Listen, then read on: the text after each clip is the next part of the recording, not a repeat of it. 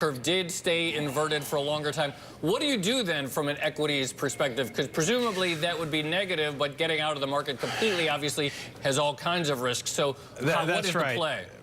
Well, Joe, I tell you, and I would say that, I think you can make the argument that obviously these Eurozone expectations have come down. China, I think will still hang in there. At least our economists think it will. And I think the market would be happy if we just saw some kind of stabilization, 1%, 1.2, and that's where it was going to be for the Eurozone. I think that'd give a little bit lift to our market. But for us, if we did think we were going to tip into a recession, and obviously we'd want to do this a little bit ahead of time. We've been leaning cyclically for a long time. We'd probably want to raise a little bit of cash. We'd want to get more interested in staples and utilities. We've liked healthcare. So we'd want to get a little more defensive and a little less cyclical. But for us, really, when we look out, we think there's a low probability over the next 12 to 18 months that there is going to be a recession in the U.S. So, Sarah, there we're still hearing that recession, you can push that one off further afield. What about the buying of small caps that was going on today? Do you know what drove it? So what's interesting about the buying of small caps, we do know that as of Friday, if you look at this month, if you look at March, the Russell 2000 was underperforming the S&P 500 by the most since 2002. So we could just seeing a bit of a bounce back because the underperformance was so large.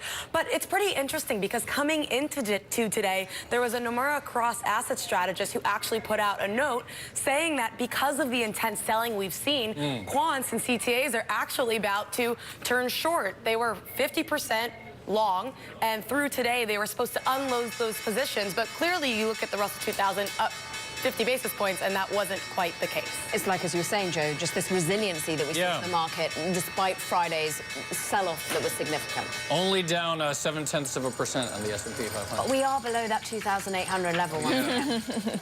And if you look at the best performers, you've got consumer durables and apparel index, retailers up, all of these guys up 0.8%. On the downside, it's your tech names and your financials. Banks and diversified financials really getting hit for a second day here. Can't catch a break with those poor banks. Let's dive deeper into the action with our market reporters in a moment. But first of all, we've got to be looking a little bit more at the underperformance of technology. It was interesting that the chips really were what led the declines. Absolutely. And of course, this is going back to a lot of the earnings reports, which raised a lot of questions about oversupply as well, and what the demand picture looks like, especially with these new renewed concerns about a recession. Yeah, NVIDIA was one of the key